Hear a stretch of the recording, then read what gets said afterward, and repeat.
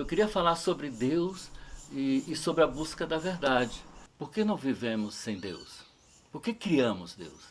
A maioria das pessoas sentem muita angústia, a maioria das pessoas sente muita melancolia. A maioria das pessoas sofrem sem saber por que está sofrendo. Nós temos uma espécie de algo oculto na gente, que a gente chama de alma. E esse lado oculto que a gente chama de alma, também a gente gera um outro lado oculto que parece externo a nós, que a gente chama de Deus. Deus é um perfeito, é um mundo perfeito. Como é que a gente enxerga esse poder de Deus que a gente traz para nós, por exemplo? Isso é muito importante de uma narrativa de ficção e dentro da nossa vida. Como é que a gente traduz esse poder de Deus que a gente busca? A gente traduz essa busca pela perfeição porque nós somos imperfeitos, porque nós temos almas e sofremos, então nós criamos Deus que não tem alma e não sofre.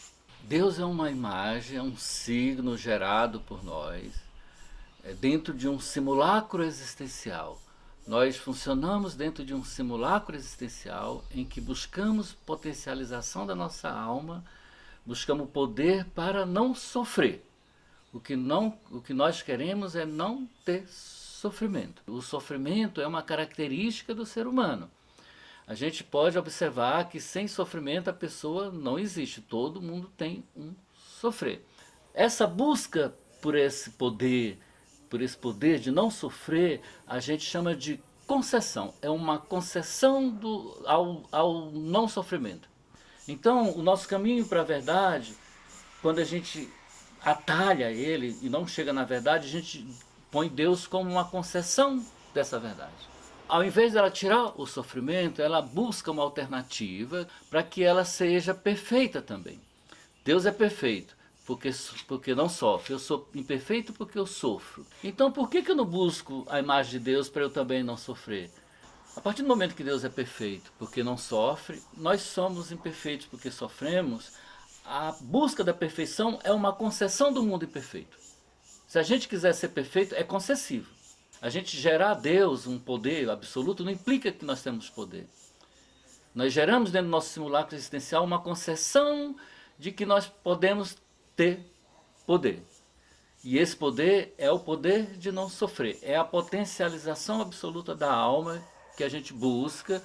E quando a gente não alcança a verdade, a gente gera uma concessão dentro do nosso simulacro existencial para que a gente não sofra. Nós achamos dentro do nosso simulacro existencial que nós somos perfeitos porque nós cremos. Nós temos dentro do nosso simulacro existencial um querer inicial, né, que a gente quer as coisas, nós temos um saber que a gente procura, né, para a gente poder adquirir um poder. É assim que a gente busca a verdade. O caminho da verdade, ele é feito através de um querer que vai num saber e vai num poder, e o crer resultado daquela performance que você fez e que deu tudo certo, e não uma alternativa para aquilo que você não conseguiu fazer. Por isso que a figura de Deus, nessa linhagem de querer, saber e poder, ele é um crer. Então ele pode se colocar dentro de um querer. Eu quero, mas eu creio, eu já tenho poder. Então Deus é uma concessão. Por quê? Porque ele só existe dentro daquele grupo de pessoas que creem. Se a pessoa não crê naquele Deus, ele não tem poder. Dentro de uma sociedade indígena, por exemplo, lá da sociedade do Xingu, o Alto Xingu, por exemplo, todo mundo só morre de feitiço. Pode ser uma cobra, pode morrer afogado, pode morrer acidentalmente, uma árvore cai na cabeça da pessoa, né? Mas para os índios, não foi aquela árvore que matou o outro índio. Foi um poder oculto, foi um ser, foi um Deus. Só funciona o simulacro existencial com esse poder gerado por Deus dentro de um grupo que acredita nele. Um outro grupo que chegar junto aos índios e tiver outro Deus e tiver outro poder, ele não vai servir de nada para aqueles índios. O Deus dos índios, que tem poder para ir contra o feitiço, para poder derrotar os seus inimigos, ele não tem poder fora da aldeia. Por isso que as grandes disputas religiosas são sempre entre os mesmos crentes. Porque a pessoa, para cair dentro de uma religião, nós não estamos falando de religião, né, mas precisa de crença, né, para ser um religioso, A disputa pelos religiosos é sempre dentro dos mesmos crentes. Ninguém vai em busca de um não religioso, né? Porque a pessoa tem que ter a tendência para crer, ela tem que buscar uma crença, um poder superior. Como é viver sem Deus?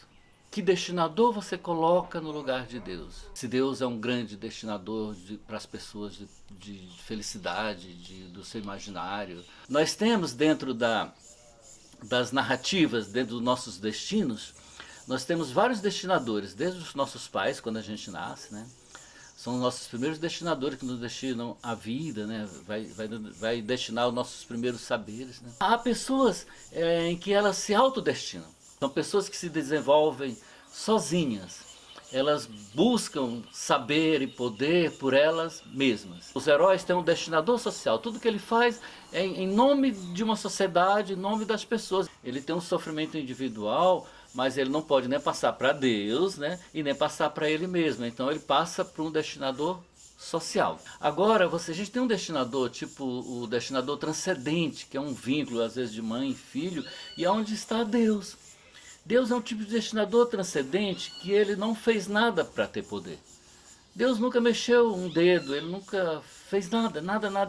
Nós geramos uma figura totalmente intocada, que é Deus. Então Deus nunca fez nada e tem um imenso poder sobre a gente. E os destinadores, eles têm uma força de atração muito grande. Dentro da narrativa bíblica nós podemos perceber, né, como que Deus funciona como destinador a partir do sofrimento de Jesus Cristo. Os dominadores da religião, né, no caso da narrativa de Jesus Cristo, né, os dominadores dessa religião, eles geraram um sofrimento, uma figura de sofrimento para ligar nós a Deus. É o sofrimento que liga nós a Deus. Deus só existe por causa do nosso sofrimento. Então foi gerada uma figura de Jesus Cristo que sofre. Então ele, como Deus não sofre, para ter algo mais com rosto, mais perto da gente, foi gerado o sofrimento de Cristo para que a gente não tivesse aquele mesmo sofrimento dele. Então Deus, o que acontece? Deus é um destinador poderoso, ele chama você, ele puxa você, ele doa poder, todo destinador doa poder, né? E Cristo, tanto que na narrativa bíblica, quando Jesus Cristo morre aqui na terra, né, o seu destinador leva Cristo junto com ele. Tem um filme chamado Melancolia, por exemplo, do Lars von Trier, que é um filme muito bonito, que tem um destinador transcendente também, que nunca fez nada e tem um poder absoluto, que é um planeta chamado Melancolia, que vem e vai matar todo mundo. Aquilo a gente chama destinador transcendente. Dentro daquele filme, por exemplo, o que acontece quando você tem um destinador transcendente muito forte? O planeta Melancolia, ele representa a morte, ele representa Deus. Aquele planeta, né, que está vindo em direção à Terra, ele tem um poder para destruir. Quase um poder de um Deus. Eu estou citando Melancolia como um poder transcendente para mostrar a força que existe dentro dessa figura gerada, que no filme o planeta puxa a personagem para ela, e é óbvio que a personagem quer o planeta também, ela quer morrer, uma pessoa, a melancolia está ligada à morte, não à vida, aquele personagem não quer viver, ele quer morrer, então ele se sente bem com aquele planeta é bem-vindo a ela. Ela é atraída por ele. O planeta Melancolia, ele destina o não sofrimento de Justine.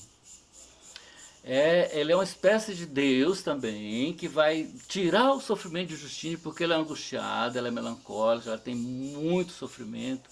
É insuportável para ela aquele sofrimento, ela prefere morrer do que ficar sofrendo. Então, Melancolia é um filme brutal, porque ele escancara essa possibilidade, ele escancara essa necessidade que nós temos de buscar uma proteção em nós mesmos de um poder que não existe, que não seja na nosso simulacro existencial. Então, a figura de Deus, ela existe com seu poder total, porque Deus não sofre. Se Deus sofresse, ele não seria tão poderoso como ele é. E Deus é uma concessão do nosso mundo imperfeito. Por isso que ele é perfeito. Nós criamos uma figura perfeita para tirar o nosso sofrimento, porque nós somos imperfeitos porque sofremos. Nós sofremos porque temos uma alma, nós sofremos porque nós temos uma carência na alma, que a gente não sabe de onde vem, e que isso faz parte da natureza humana e faz parte de nós, faz parte do nosso imaginário, e que ninguém nunca vai nos tirar esse imaginário, e a gente pode colocar o que a gente quiser nele. E esse simulacro existencial nosso, inclusive, a gente gera um poder absoluto, que nem uma figura de Deus. Eu estou falando de semiótica das paixões. A semiótica das paixões fala sobre as paixões, né? Fala sobre o que a gente sente, o nosso sentimento, mas ela fala também de uma busca pela verdade. Eu só estou fazendo esse discurso para vocês de Deus do sofrimento e do não sofrimento, porque nós estamos falando de uma jornada em busca da verdade. A verdade nunca foi tão importante quanto agora. A busca da verdade sempre foi a coisa mais importante para o ser humano, para a justiça, para questões morais, para todas as questões pessoais.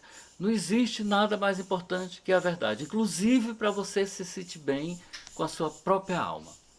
Então, por mais incrível que pareça, nesses momentos em que a verdade precisa aparecer, nós estamos procurando cada vez mais concessão.